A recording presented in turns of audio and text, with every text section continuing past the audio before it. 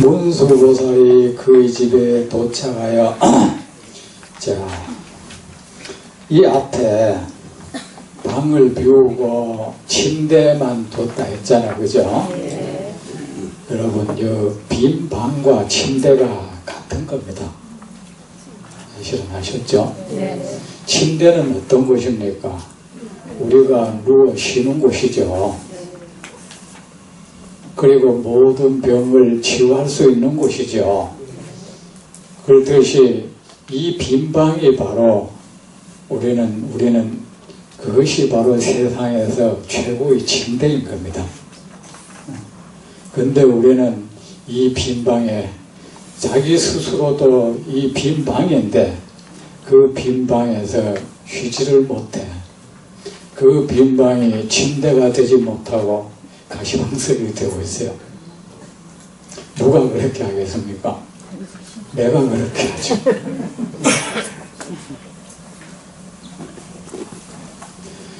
누워 앓고 있는 것은 뭡니까? 이 세상이 그대로 침대이건만 우리가 집착할 것도 아무것도 없는, 우리를 괴롭힐 수 있는 괴롭히게 괴로움에 몰아넣는 그 어떤 것도 없는 이 빈 방이고, 이것은 우리가 편히 쉴 수 있는 침대이건만 우리는 이 좋은 침대에서 앓고 있다. 침대가 되지 못하고 가시방석이 되어서 앓고 있다.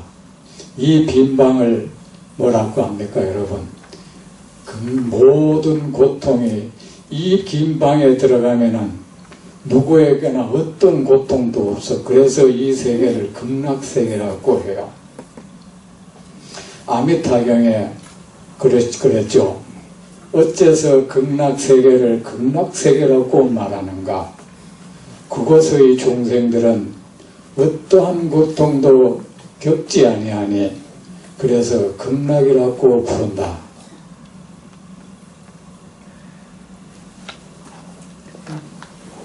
그리고 이 빈방은 영원히 변치 않고 늘 그 모양으로 우리 중생이 가서 쉬기만 하면 되는 곳입니다.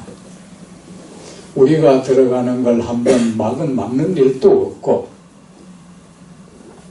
우리가 누워 쉬는 걸 한번 방해한 적도 없습니다. 그 어떤 것도 없습니다. 다만 내가 그렇게 하지 못할 뿐입니다. 이 빈 방을 침대 삼아 편히 쉬는 일을 중생이라고 하고, 이 침대 위에서 온갖 몸부림을 치며 고통스러워하는 일을 중생이라고 합니다. 여러분의 몸과 마음에서 일어나는 그 모든 것이 이 빈 방임을 깊이 인식하고 늘 그렇게 바라보고 그렇게 생각하세요. 그러면은 서서히 그 여러분의 존재가 빈방에 되어갈 것입니다.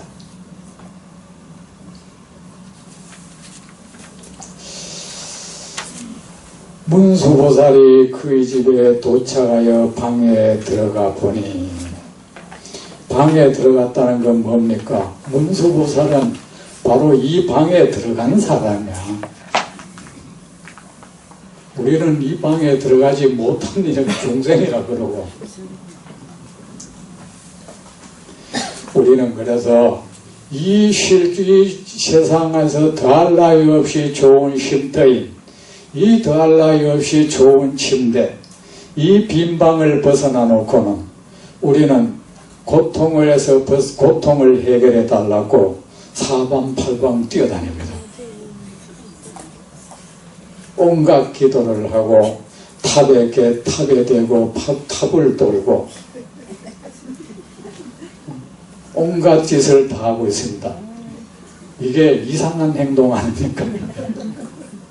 구태여 자기가 벗어나 놓고 마치 어린아이, 철없는 어린아이가 자기를 편히 보호해 줄 수 있는 엄마 손을 뿌리치고 벗어나 놓고는 이 사람 저 사람 붙들고 나 밥 주세요, 배고파요, 저 사람이 날 해치려 하는데 날 도와주세요. 세상을 돌아다니면서 자기 도와줄 사람을 찾고 있는 것 같습니다. 우리 중생이 그렇게 살고 있습니다. 침대 방에 들어가 보니 침대 하나만 있고 아무도 없이 텅 비어 있었습니다. 유마일이 문수보살에게 말했습니다. 문수보살님, 잘 오셨습니다. 오지 않는 모양으로 오시어 보지 않는 모양으로 보시는군요. 오는 문수도 빈방이고 와서 빈방을 보는 문수도 빈방입니다. 이 세상이 모두 그대로가 빈방이고 빈방임을 아는 이 마음도 빈방입니다. 빈방에서 쉬며 노래하는 이 자신도 또한 빈방입니다. 문수보살님, 그리하지 않으면 나는 그 빈방을 소란스럽게 하는 한 물건에 지나지 않을 겁니다. 문수보살님, 잘 오셨습니다. 오지 않는 모양으로 오시어 보지 않는 모양으로 보시는군요. 문수보살이 말했습니다. 그렇습니다. 거사님, 와도 온 것이 아니고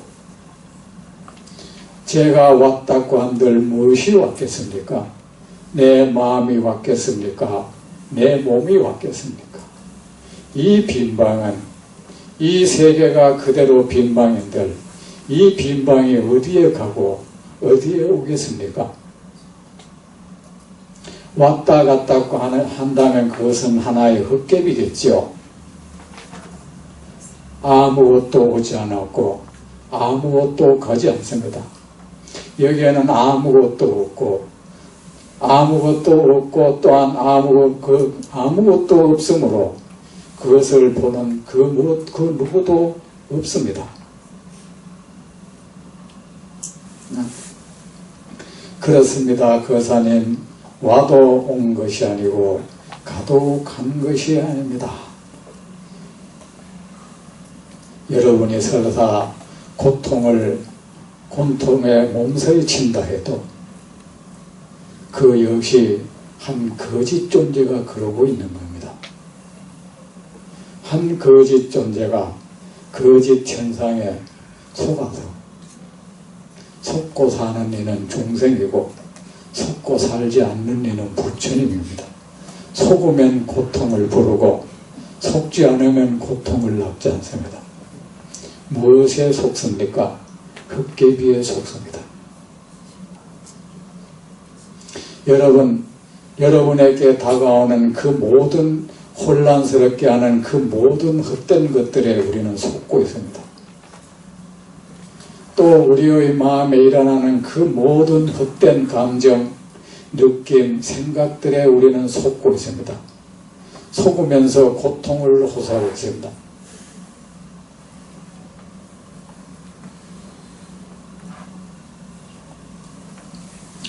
가도 간 것이 아닙니다.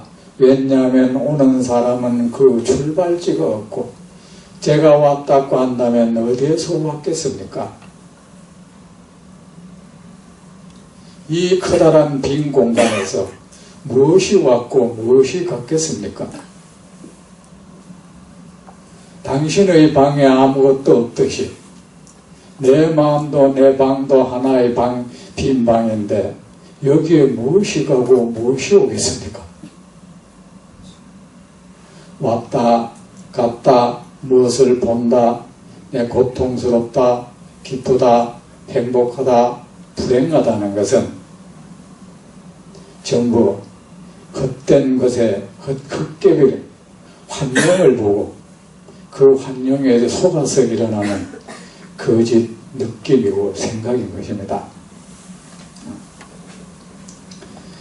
가는 사람은 이루는 것이 없고 눈으로 볼 수 있는 것은 거짓되기 때문입니다. 무엇을 본다는 것, 그것도 거짓된 현상입니다. 이쯤에 두고 뭐 이런 거는 이 정도 두고 이쯤 하고 뭐 너무 이런 얘기하니까 머리 아픕니다. 그쯤에 둡시다. 이쯤에 두고 그 사님의 병은 견딜만 한지요. 이제 한 중생을 봅니다.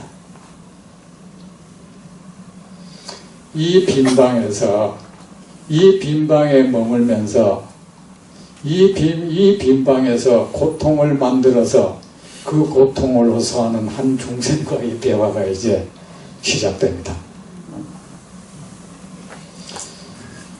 애초에 이분이 유문수 보살은 누구를 찾아온 겁니까?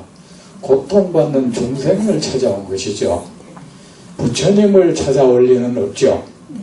모든 부처님은 문수와 만날 것을 필요로 하지 않습니다.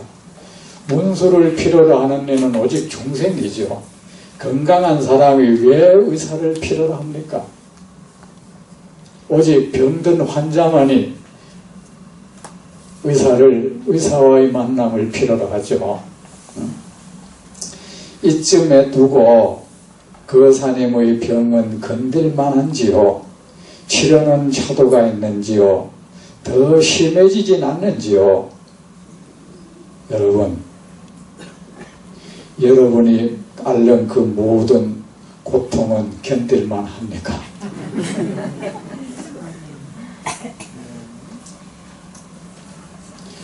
여러분은 그래도 부처님 가르침 따라 온갖 수단을 따라 그 아픔을 치유하려고 합니다. 거기에 좀 차도가 있습니까?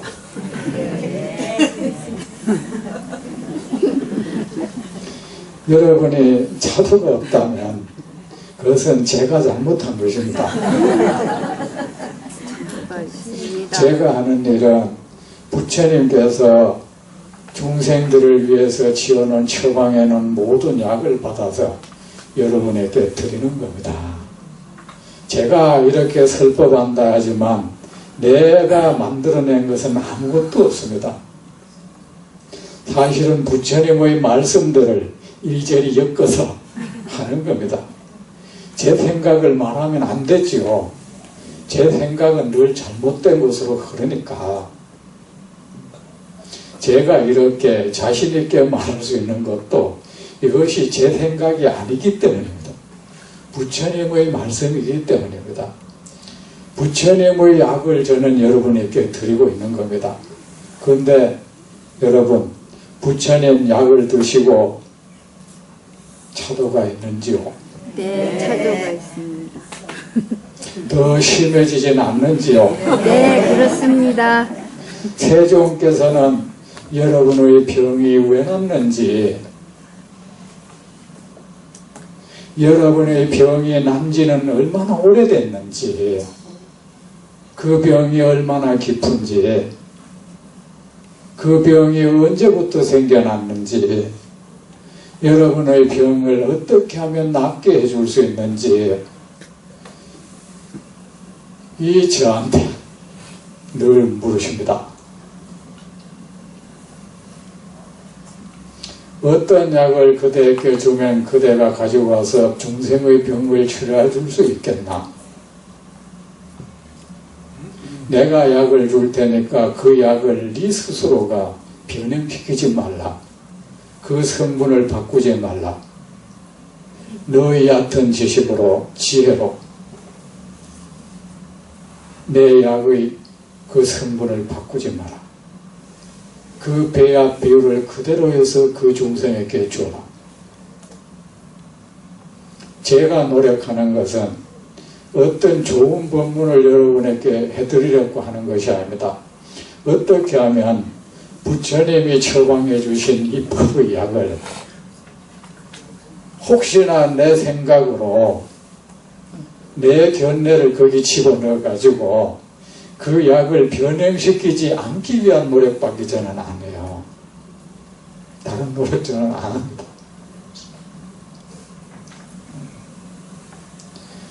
자, 부처님께서 물으십니다.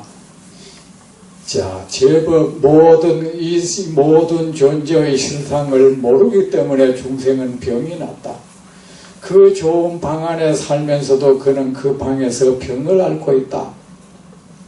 그 방보다 더 좋은 침대가 없거늘 이 중생들은 거기에서 병을 앓고 있다. 그러면서 내 병 고쳐줄 사람을 구하고 있다. 이를 어찌하겠느냐? 부처님께서 물으십니다. 여러분의 병은 견딜만 합니까? 대답해 보세요. 네, 견딜만 합니다. 견딜만 하면 여기 왜 왔노? 치려고 왔습니다. 진실되게 대답하세요. 충분히 소화돼서 그 병은 견디고 살만합니까? 그러니까 이 부처님의 법을 약을 받아먹는 것이 그렇게 정성스럽지 못한가 봐. 여러분이 정말 견디기 어렵다면 그냥 받아먹을 텐데 그래서 이 여유가 있는가 봐. 그래서 조금 안 아프니까 약 먹을 시간에 딴 데 가는가 봐. 맞기는 맞아. 여러분이 진실하게 대답했습니다. 난 견딜만 합니다. 하루 정도 약 안 먹어도 뭐 그렇게 심해질 것 않습니다.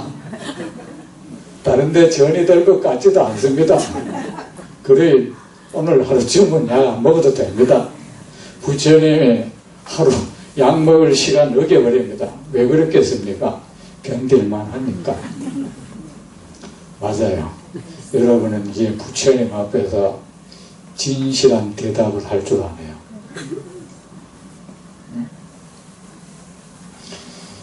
치료는 차도가 있는지요? 부처님 주시는 약을 먹고 부처님 여러분의 병세가 좀 호전이 되는 것 같습니까? 그 통증이 좀 가라앉는 것 같습니까? 통증이 가라앉는 듯 하다가 더 심한 통증이 일어나지는 않습니까?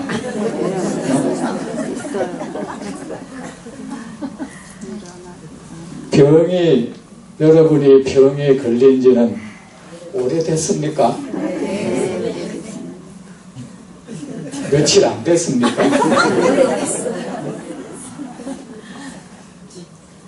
어떻게 해야 여러분의 병은 낫겠습니까? 여러분은 어떻게 해야 그 아픔에서, 그 슬픔에서, 그 어지러움에서, 그 두려움에서 벗어날 수 있겠습니까? 가르침을 따라야 합니다. 여기에 대해서 지금 부처님께서 여러분에게 묻고 계십니다. 그리고 늘 묻고 계십니다. 자주. 나만 보면 묻습니다.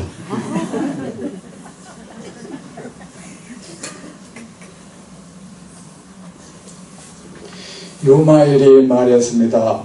중생에 대한 사랑 때문에 제가 병이 났습니다. 여러분 그렇습니까? 중생에 대한 사랑이 여러분을 병나게 했습니까? 중생에 대한 사랑 때문에 병이 났습니다. 중생이 병을 앓고 있습니다. 그래서 제가 병이 났습니다. 중생의 병이 없어져야 제 병이 없어집니다. 여기서 오해하지 마십시오. 여러분은 자식에 대한 애착 때문에 병이 나죠. 속병 앓죠. 그 병은 집착의 병이죠. 애착의 병이죠. 탐욕, 욕망의 병이죠. 그 사람을 내 마음대로 하지 못해서 생긴 병이죠. 그 아이가 대단하게 돼서 떳떳하게 돼서 내 얼굴을 좀 빛내줘야 되는데 쌀장사를 하려고 해. 그래서 병이 나버렸죠. 커피 장사를 하려고 해. 저 판사, 검사, 의사가 되기를 원했는데 엄마 나는 판사 그런 거보다는 커피 장사를 하다가 돈 벌고 싶어. 그래 병이 나버렸죠. 창피해서 못 살겠어. 유마의 병은 그 병이 아닙니다. 그 애착이 병이 화병을 불러일으켰듯이 그 병이 아닙니다. 유마의사는 이미 모든 병고에서 벗어난 분입니다. 세상 어떤 고통에서도 이제 벗어난 분입니다. 그런데 유마의사는 중생을 치유하기 위해서 이 세상에 온 부처님이십니다.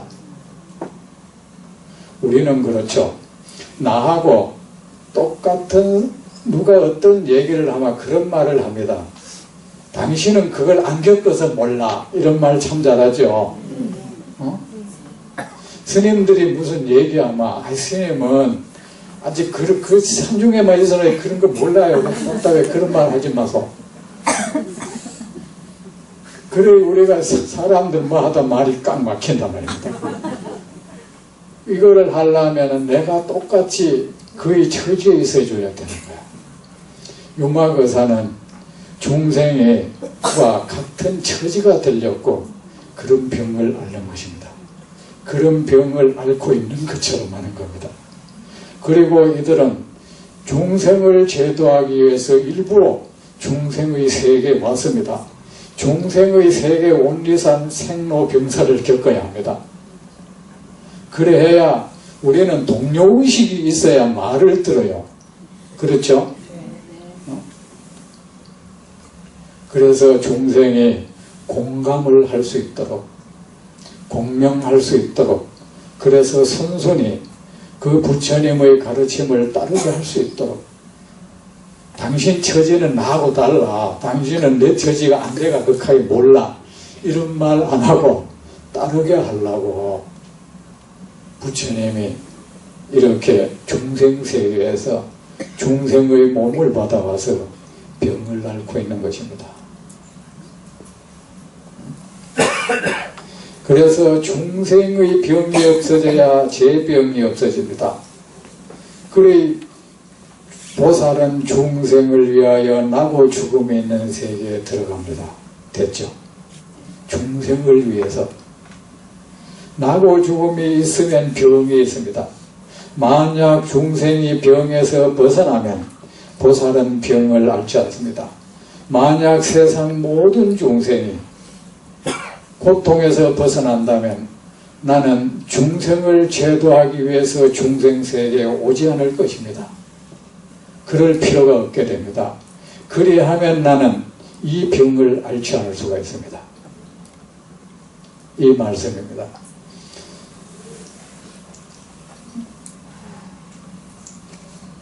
나고 죽음이 있으면 병이 있습니다. 만약 중생이 병에서 벗어나면 보살은 병을 앓지 않습니다.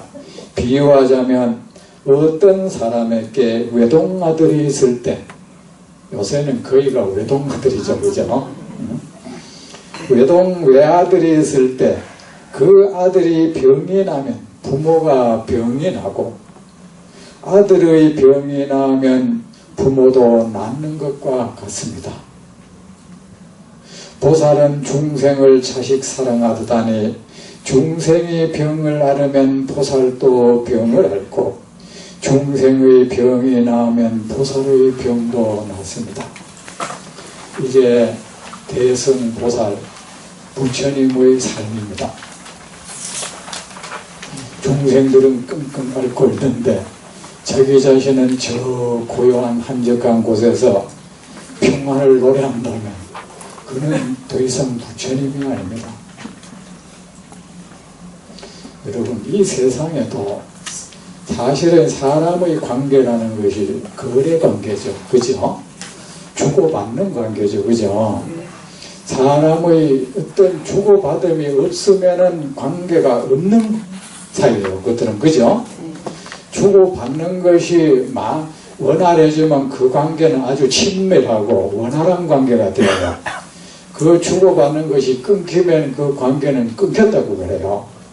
그런데 그 사람이 어떤 관계냐 하는 것은 청정한 관계냐 아니면 충악한 관계냐 하는 것은 그 주고받는 것이 뭐냐에 달려있는 것입니다. 그 주고받는 것은 그들의 관계의 줄입니다. 그들의 관계가 어떤 관계냐 하는 것을 규정짓는 것입니다. 세상에 주고받는 관계 아무것도 없습니다. 우리가 부처님도 마찬가지입니다. 우리 부처님이 깨달음을 얻었기 때문에 이 세상 어떤 중생도 이루지 못한 그 높은 경계에 이르기 때문에 우리 중생 부처님을 공경하고 공양 예배하는 거 아닙니다. 사실은 맞죠? 여러분, 어떤 사람이 안 그렇다 하면 또 여러분 공경이 순수하지 못하다 할까 봐요. 아닙니다. 어떤 사람이 돈을 많이 벌었습니다. 그 사람이 돈을 많이 벌었다는 이유로 우리는 부러워할 수는 있어도 공경하지는 않을 겁니다. 그 사람이 그 돈을 가지고 나에게 베풀어 주고 나를 도와줄 때 우리는 그에게 고개를 숙이고 그를 공경합니다. 맞죠? 네. 지식도 마찬가지입니다. 그대한 책을 1000만 권의 책을 읽어가지고 세상 누구도 갖지 못한 지식을 갖췄다고 우리는 그를 존경할 수는 없습니다. 부러워할 수는 있어도.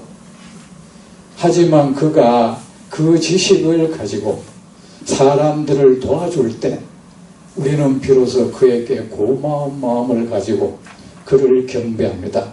그의 지식을 찬양합니다. 그 지식이 우리에게 우리의 삶에 도움을 주기 때문에 부처님도 마찬가지입니다. 부처님이 만약 그냥 드높은 깨달음만 얻었다면 우리는 그에게 공양 예배 안 할 겁니다. 그가 그 재물을 우리에게 베풀어 줬기 때문이에요. 그래서 고마워서 공경하는 것이고 공양하는 것이고 예배하는 것이죠. 그런 거 맞죠? 네.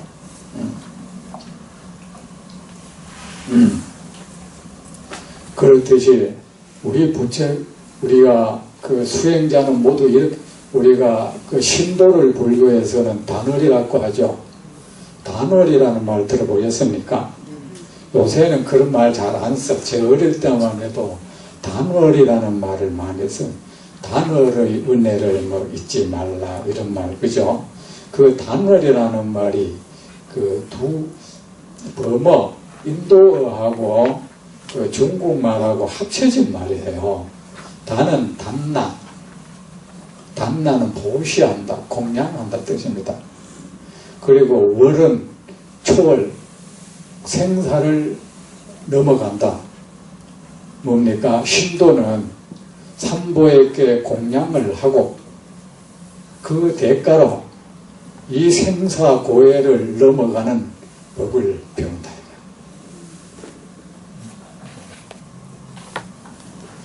만약에 어떤 사람이 공양만 받고 부처님의 법을 말해주지 않는다면 부처님께서 그래서 그는 도적이다 했습니다. 내 머리 깎고 가사 입고 나를 위탁해서 그 삶을 구하는 도적이다 했습니다. 그는 공양받을 자격이 없다. 부처님의 말씀은 참 준엄하시고 그렇잖아요. 내가 수행을 하는 것은 내 취향이다. 사실은 내가 수행을 한다는 이유로 나한테 공양할 이유가 없어. 그죠? 여러분이 공양한다는 것은 나를 위해서 뭐 좀 해주시오 이 소리잖아. 사실 맞죠? 그죠? 그게 맞는 거 아닙니까? 그래 우리가 부처님을 이토록 공경하는 것도 삼계의 대스승이다, 어버이다 하는 것도 이렇게 우리를 위해 병을 앓고 우리를 위해 이 세상에 오기 때문입니다. 마치 이가 부처님이 나는 깨달았다. 이제 중생세계 안 갈란다. 중생 그 수준 낮은 것들 내가 이 상대 안 해. 수준 낮은 것들하고 이야기해봐야 통하지도 않고 그렇다면 우리가 그들을 공경하겠습니까? 부처님. 그죠? 그래 뭐 니 잘났다 이러겠죠. 우리가 이렇게 살아야 합니다. 여러분 정말이지 이걸 대승보살이라 해요. 그 삶이 하나의 큰 수레가 되어 있는 것. 수레는 왜 싣습니까? 중생을 좀 편의를 주려고 수레에 실는 거 아닙니까? 수레에 다 태워주는 거 아닙니까? 우리의 삶에는 삶은 만 중생을 태운 수레가 되어 있어야 됩니다. 여러분, 이것이 우리에게 손해가 된다고 생각하지 마세요.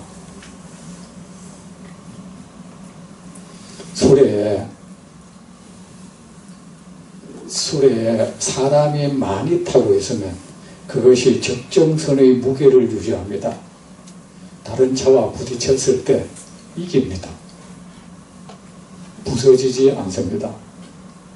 빈배는 쉽게 뒤집어지지만 사람이 타고 무게를 가지고 있는 배는 쉽게 뒤집어지지 않습니다.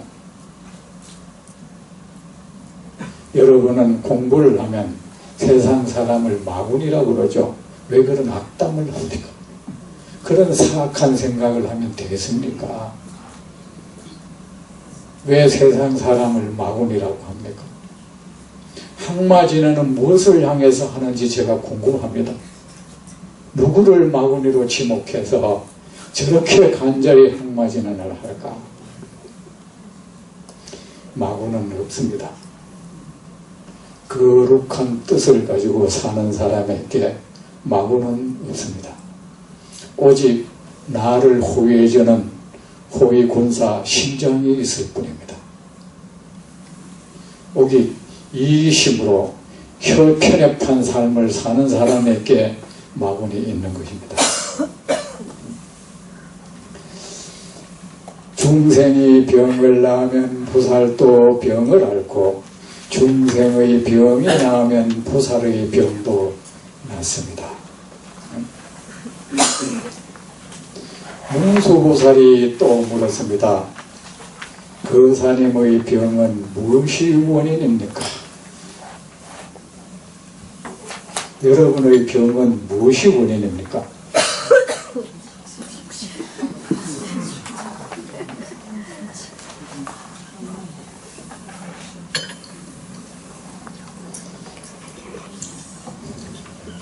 유마거사의 병과 여러분의 병은 무엇이 다릅니까? 유마거사는 왜 병이 났고 여러분의 병은 왜 났습니다? 왜 났습니까?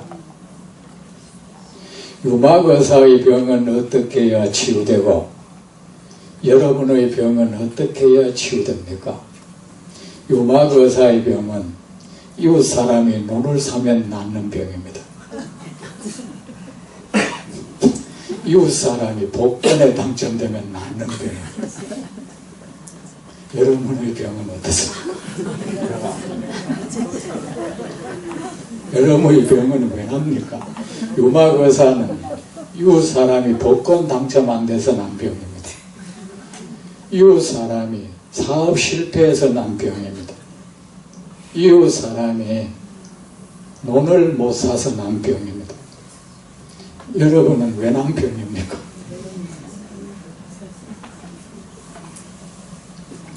거사님의 병은 무엇이 원인입니까?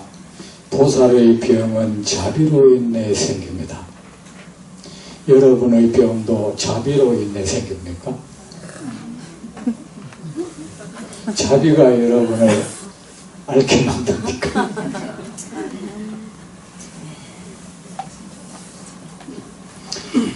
자비로 인한 병이기 때문에 그 병을 우리는 거룩한 병이라고 하는 겁니다. 그 병을 깨끗한 병이라고 하는 겁니다. 그 병을 성스러운 병이라고 하는 겁니다. 그 병은 만 중생의 병을 치유해주는 병입니다. 만 중생에게 전염되지 않는 병입니다. 여러분의 병하고 어떻게 다릅니까?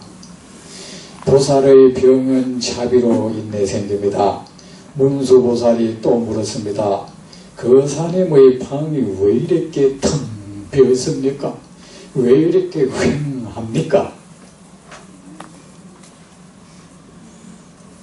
왜 이래 아무것도 없습니까?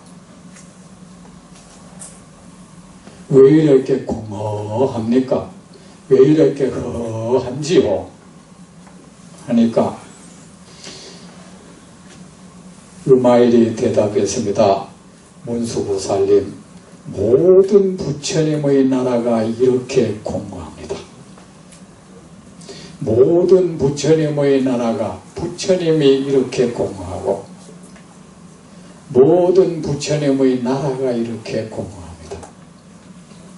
모든 부처님이 이렇게 텅 비어 있고 모든 부처님의 나라가 이렇게 텅 비어 있습니다. 모든 부처님이 이렇게 텅 빈 방이고 모든 부처님의 나라가 이 텅 빈 방입니다. 나의 이 텅 빈 방은 바로 부처님이고 이 텅 빈 방이 부처님의 나라입니다. 무엇을 가지고 공허하다고 합니까? 그러면 왜 공허하다고 하는지요? 공허하니까 공허하다고 합니다. 무슨 이유가 있습니까? 무엇을 가지고 공허하다고 합니까? 공허한 것을 가지고 공허하다고 합니다. 붉으니까 붉다고 하는 겁니다. 희답고 희니까 희답고 하는 겁니다. 그래서 부처님의 말씀을 실은, 여실, 사실 그대로 하는 말이라는 뜻이라. 부처님 금강경에 내 말은 실어이며 그러죠. 실어, 진어이며. 부처님의 말씀은 진실을 말해요. 그 진실의 언어를 뭐라고 하죠?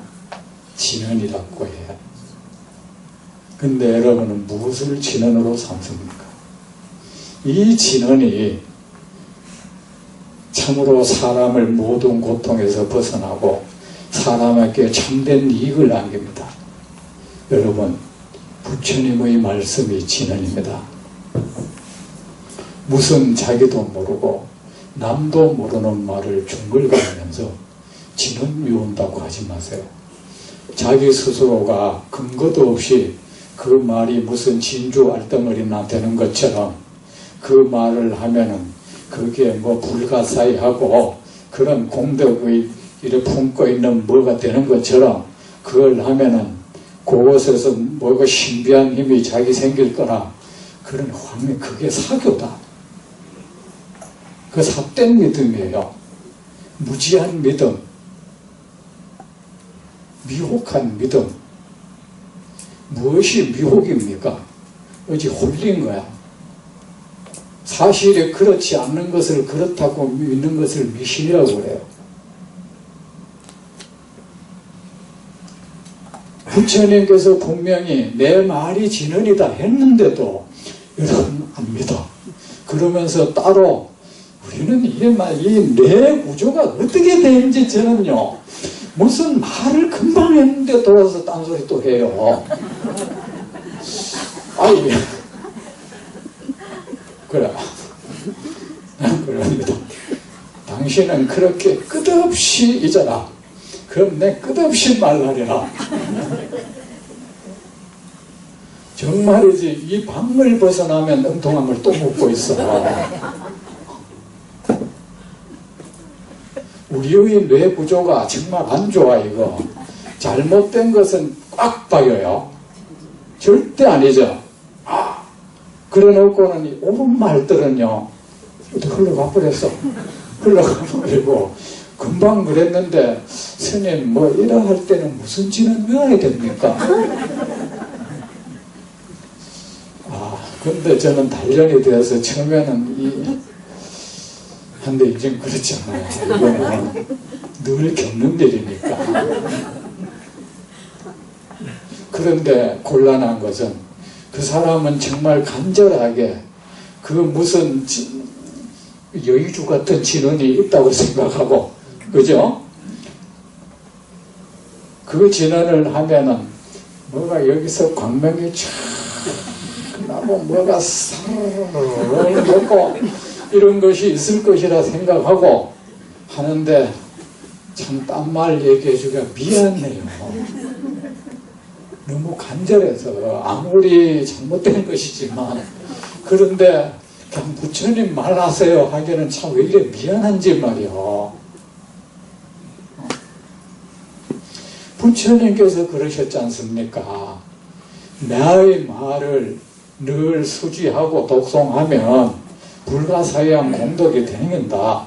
모든 업을 소멸한다 했다.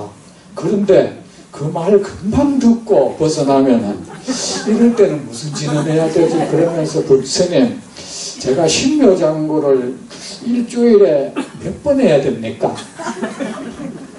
야, 그 간절함에 내가 참 그 어떻게 대답하기가 어? 여러분 우리 생각해 봅시다.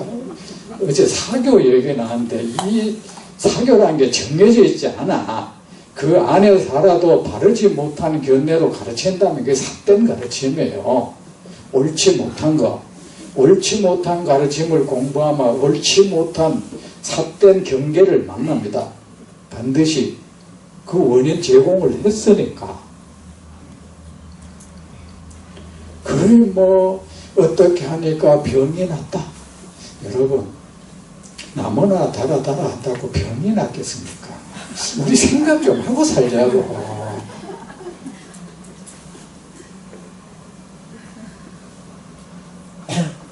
오만이 반명한다고 병이 났겠습니까? 그런 병이 나면 빨리 병원에 가야죠. 그게 약입니까? 어떻게 해서 그게 업을 소멸시킨단 말입니까? 부처님이 그러지 않았습니다. 그런 주문 외우면 업을 소멸한다고, 모든 문제에서 벗어난다고, 이사갈 때 이런 진은 외우라고, 결혼할 때 이런 진은 외우라고 하지 않았습니다. 그것이 그렇게 효험이 있고 그렇게 신비한 공덕이 있다면 부처님이 그 말을 그렇게 많이 하셨겠죠.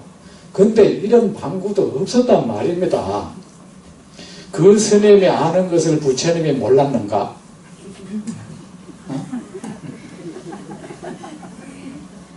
그래도 여러분은 이 순간 그러죠. 아니야. 저 스님은 참선 경전일교가 저런 걸 몰라. 저런 세계를 모르고 있어. 그런 세계가 있어 거기에. 왜? 네. 여러분 제발 부처님 말씀해 보세요. 참선한 사람들 많이 봤습니다. 참선을 하면은 기가 생겨가지고 이래 앉아있으면은 결과부자해야 기가 생긴다네. 기가 생겨가지고 기가 이래 작용을 해가지고 기가 뭔지, 기가 어떤 신비한 게 이게 작용을 해가지고 정수리에 이런 인동맥이니 이런 거 있잖아요. 척추에 어떻게 아니 원래가 그렇다면요 부처님이 그렇다고 얘기할 거 아닙니까? 그렇다면 어느 순간에 기가 싹 쌓여가지고 그게 어느 순간에 쌓여가지고 이게 꽉 참아 어느 순간에 이게 꽉 발산을 하면은 또 실쫙 열리는 거 있죠. 그거를 기대하고 있어. 그래서 선방 앉으면 무섭습니다. 야, 이 선방 앉으니까 기운이 좋아. 그럼 기분 나쁜 선방 있나? 나는 내 후배 스님들이 그 쓸데없는 소리 할래 이럽니다. 스님 대승사 이래 오니까요 딱 금방에 앉으니까 기운이 좋던데요. 여러분 그런 소리 하지 마. 여러분은 그러면은 이 스님은 이런 거 해가 뭔가 생겨가 이런 거 느끼구나 싶죠? 망상이야. 헛된 생각이에요. 그 모든 게 안 속을랐거든. 부처님 말씀에 머물라고. 그래가지고 스님들이 어떤 스님이 그러더라. 자기가 영가 전도를 지장경을 막 읽었더니만 어느 날 영가가 지한테 나타났더래요. 꿈에. 왜 꼭 꿈에 나타나? 꿈에 나타나가지고 내가 이제 스님을 보호해 주겠다. 스님 마음대로 하라고 이랬더래요. 근데 그 사람 다 겪던데, 일 겪을 거 다 겪고 산던데. 그러면서 자기 경계를 신도한테 얘기해. 신도들이 그런 말에는 솔깃해.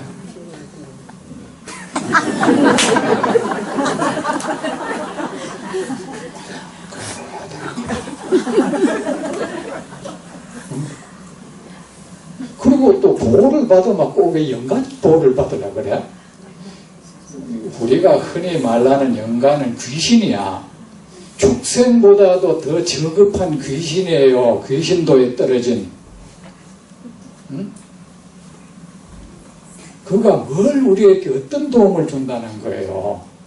여러분이 키우는 그 진돗개만큼도 못도 아셨죠? 네. 여러분이 먹이는 이거 개는 말이야. 잘 키우면은 주인 너 도둑 넣으면 짖어요. 짖어가지고 내 쫓기라도 해. 물어 뜯기라도 해. 그거 뭐야. 의식이 계속 그런데 어두운 데 아닙니까? 영감 이런 생각이 밝을 수는 없다. 영감이 뭐 이런 생각이 양명할 수는 없다. 그러나 그걸 계속 하니까 의식이 어두운 상태가 되니까 그 어두운 곳에서 뭐가 일어나요. 방도 붉은 대낮에 헛개비가 안 나타나. 어두운 곳에서 헛개비가 나타나는 거야. 그런데 속지 말라고요. 아셨죠? 네. 뭐 안 속아? 늘 이게 부처님 말씀 따르세요. 아셨죠? 네. 부처님 말씀 따르고 누가 그에 벗어난 말하면 저 사람은 삿된 생각하고 있구나. 삿된 행동하다가 삿된 경계를 만났구나. 아셨죠? 네. 참선도 무슨 뭐 딱 앉아 있어야 기운이 형성된대. 심지어는 이칸다 여자들은 그 기가 빠져나간다네. 그래서 성불 못한다네. 그건 이상한 걸로 그래.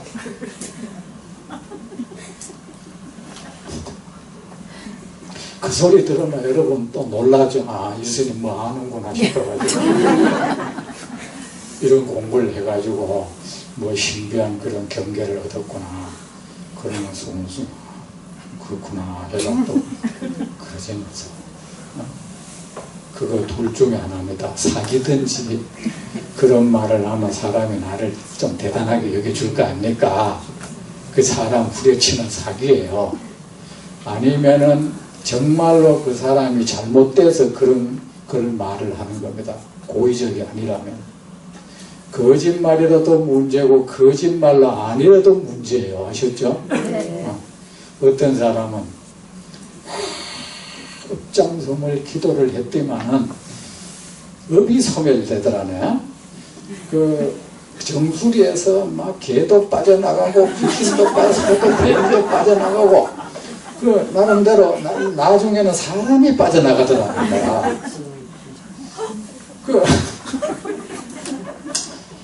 그러면은 그래. 업의 원인이 다 빠져나갔다면 업이 뭐 그런 겁니까? 빠져나갔다면 그는 다시는 중생업을 안. 근데 똑같아. 여전히 탐욕 일으키고 성질내고 온갖 나쁜 짓 하면서 살아. 현재의 삶이 말해주잖아. 왜 그런 말에 속아요? 어떤 사람은 참선하니까 뱀이 입으로 나오더래.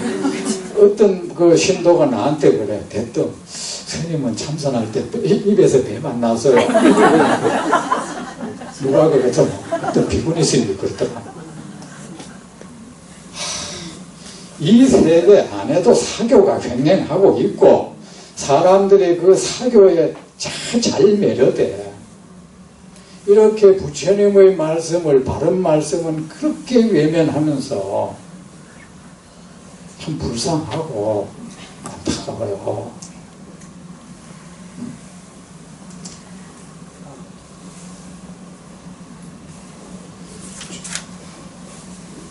자, 보살의 병은 자비로 인해 생깁니다. 문수보살이 머물었습니다. 거사님은 방은 왜 이래 텅 비어 있습니까? 유마일이 대답했습니다. 문수보살님, 모든 부처님의 나라가 이렇게 공허합니다. 무엇을 가지고 공허하다고 하십니까? 공허한 것을 가지고 공허, 이것을 진언이라고 합니다. 아셨죠? 사실에 합당하는 말, 진리의 말, 부처님의 말씀을 진언이라 하고, 여러분 진언하고 싶으면 앉아서 경전에 있는 생각나는 말을 되뇌이세요.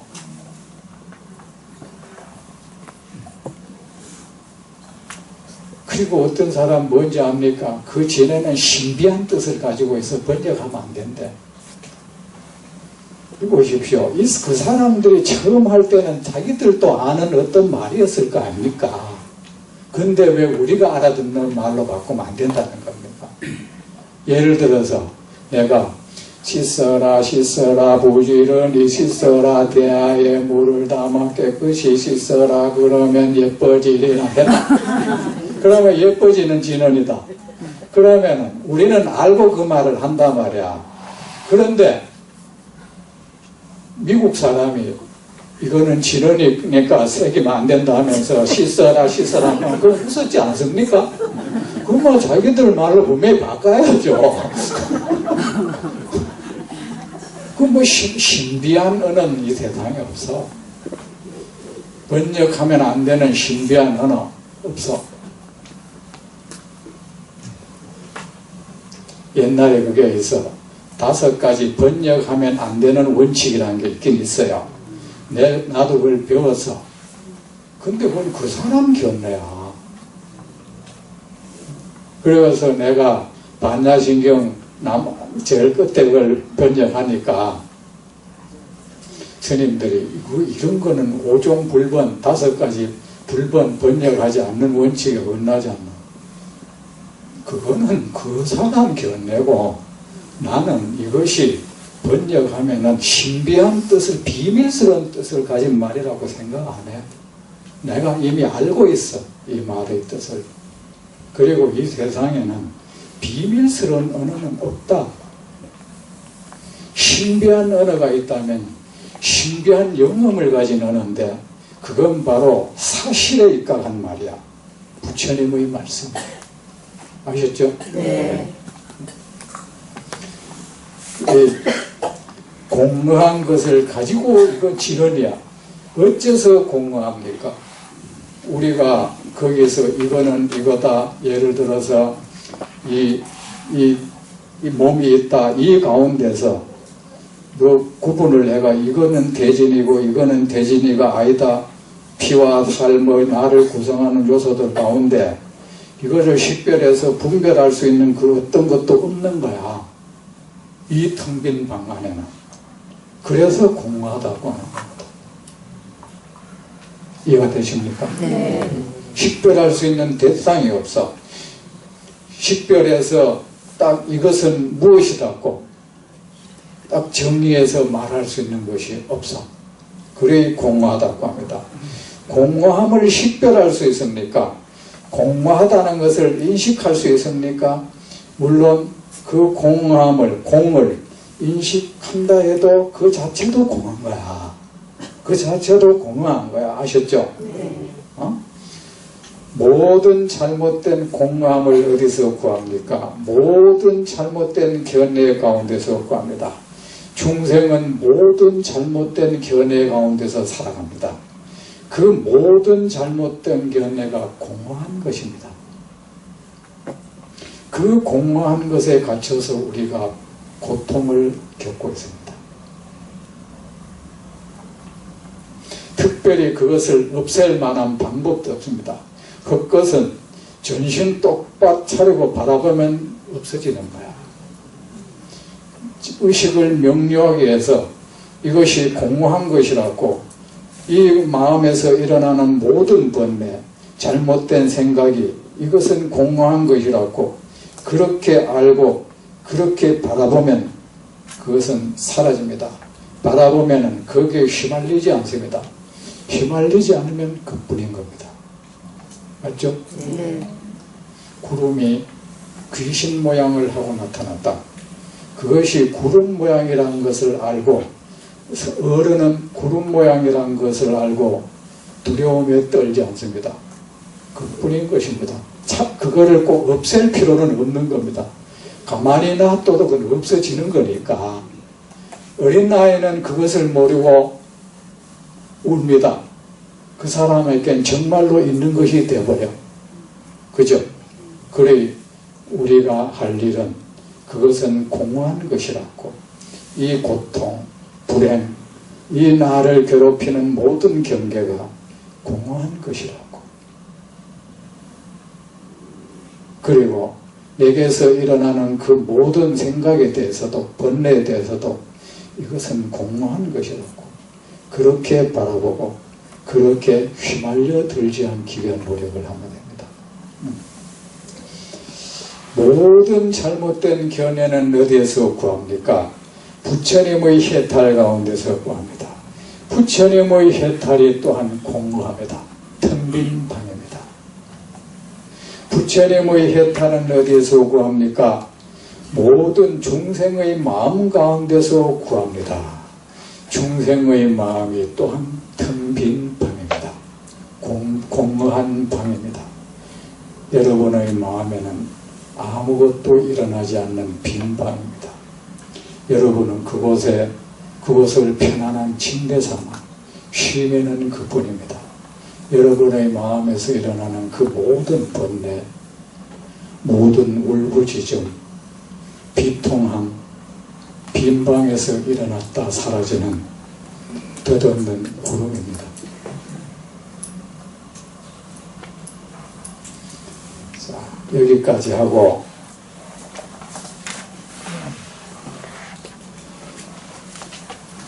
여기까지 할까요? 네. 자, 여기까지 하고 다음에 시작하기 없으니까 이제 다음에 합시다. 네.